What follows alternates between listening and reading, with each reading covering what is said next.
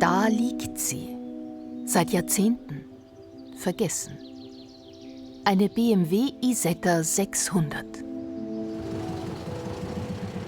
Doch ihre Retter sind auf dem Weg. Für die Bavarian Pickers aus der Oberpfalz ist die Isetta kein Schrott, sondern ein Schatz.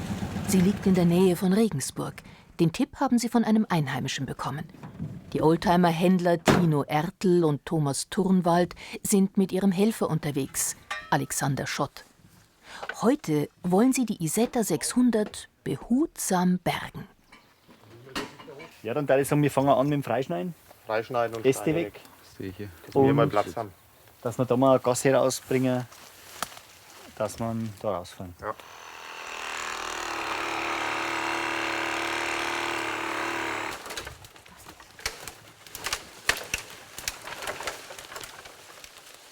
Ja, wenn der jetzt irgendwo frei stehen würde, dann hätte ihn schon lange jemand mitgenommen oder abgeholt.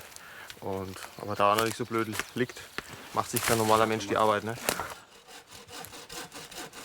Jetzt versuchen wir das Ding relativ gut freizulegen. Also außenrum den Innenraum leer machen, weil das ist unbandiges Gewicht, was da drin ist. Das ist alles sehr filigran, das sieht man hier an den.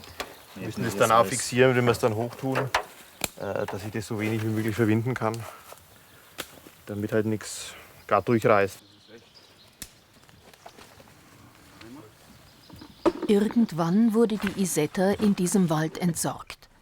Vor vielen Jahren floss hier auch ein Bach, mittendrin die Isetta.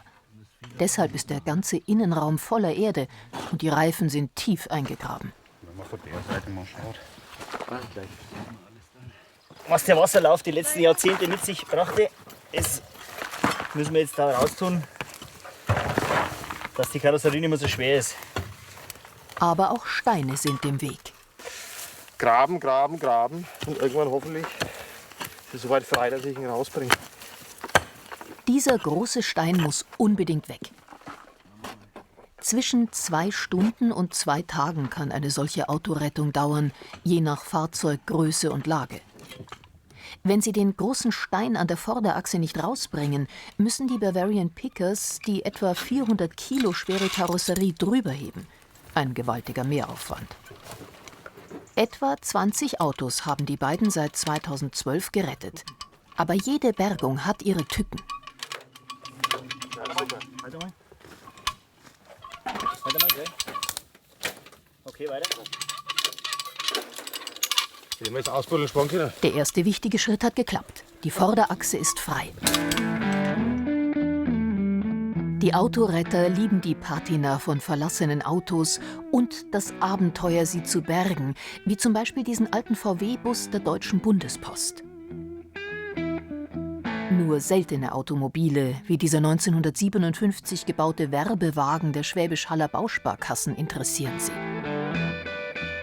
Zu ihren automobilen Highlights gehört dieser erste Bus der Daimler-Benz AG der Nachkriegszeit, der 7 Tonnen schwere Mercedes-Benz 03500. Ja, vielen vor allem. Den Bachlauf haben wir mal im Fernsehen. Ihre Schätze finden die Autoretter durch Tipps aus der Bevölkerung. Florian Beck aus Burg Lengenfeld hat die Isetta 600 vor langer Zeit zufällig bei der Feldarbeit entdeckt. Dann habe ich es meinem Schwiegervater und meinem Vater erzählt gehabt, die haben es mir gleich gar nicht geglaubt. Dann haben wir mit dem Radl unten vorbeigefahren, habe ich es ihnen erzählt. Dann haben wir auf die Nacht gleich nochmal hinter, haben sie nachgeschaut. Und das ist ja, 13 Jahre, glaube ich, ist das jetzt her. Und wir haben alles unverändert lassen, also wir haben nichts mitgenommen gehabt. So haben wir lassen. Das ist der Optimalfall. Denn oft werden solche verlassenen Autos zweckentfremdet als Bienenhaus, Lagerraum oder Waldhütte. Aber so gehen wichtige Hinweise auf die vergessene Geschichte des Autos verloren. Das ist auf jeden Fall ein Kennzeichen. Da oben ist ein R gewesen, für Regensburg wahrscheinlich. AW.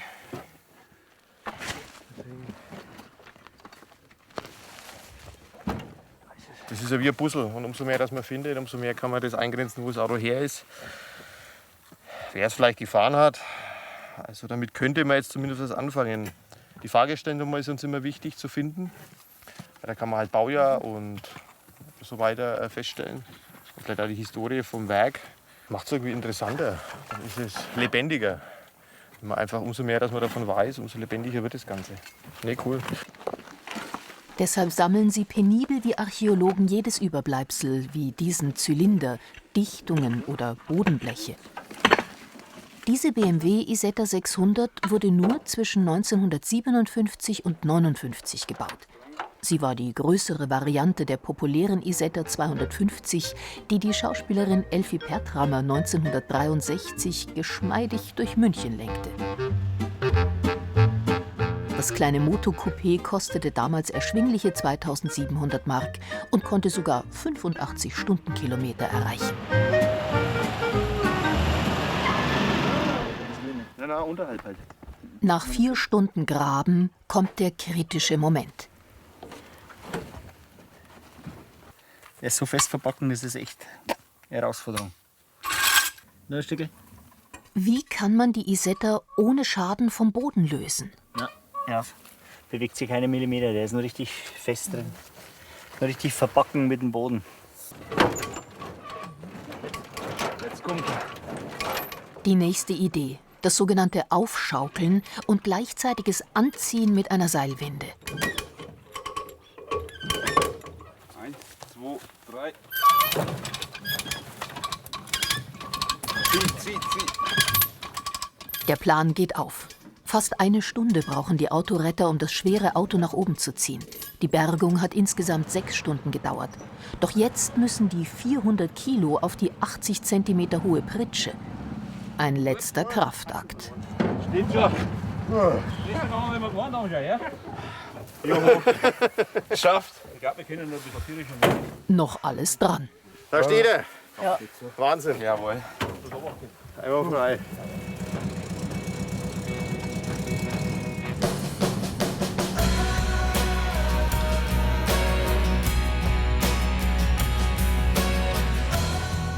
Eine Stunde Fahrzeit vom Fundort entfernt liegt das kleine Dorf Schwendt nahe Amberg. Hier lebt Tino Ertl vom Verkauf restaurierter Oldtimer.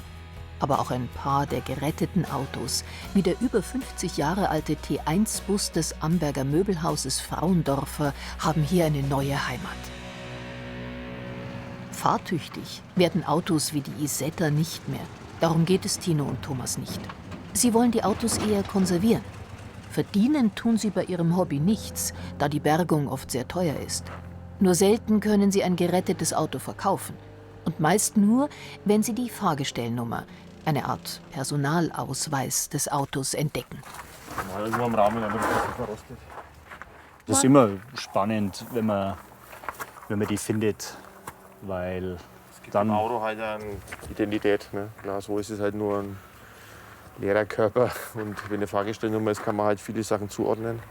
Welche? Und wann er gebaut wurde, vielleicht sogar über BMW selber den Tag und wie er ausgeliefert wurde, wohin er ausgeliefert wurde. Und das ist natürlich schon interessant. da das Fahrzeug ja von 57 bis 59 gebaut wurde, ist es schon interessant, ob es sich ums erste Baujahr oder um eher einen späteren handelt. Und von dem her ist es schon wichtig für uns, die zu finden. Einfach nur Metall mit die Draht. Nee, da sieht man nichts. Ich denke, das war blinder Alarm. Es wäre halt für uns leichter, das Fahrzeug richtig zu identifizieren. Ja, und wenn man nicht restaurieren wollte, dann bräuchte man auf jeden Fall die Nummer, sonst würde man es nicht machen. Da ist schon. Weiter geht die Suche nach anderen Spuren, zum Beispiel der Türnummer oder der Händlerplakette, die noch gut lesbar ist. Über Facebook findet man heraus, dass es den einstigen Verkäufer, ein Autohaus in Lauingen, immer noch gibt. Ein Hoffnungsschimmer. Die Typenplakette da ist nicht richtig gut zu lesen. Aber das ist auf jeden Fall mal die beste Spur dahin. Ja. Ja, aber das Fahrgestellnummer, Und was passiert jetzt mit dem Fund aus dem Wald? Der bleibt da. Weil wir nicht willig sind, das Ding zu verkaufen. Fällt uns ja selber gut. Da kriegt er Herberge die nächsten Jahre. Überdacht. Genau, richtig, Alex, in Zukunft natürlich. Jetzt Unter Dach. Ja. Wie es sich für so einen rostigen Schatz gehört.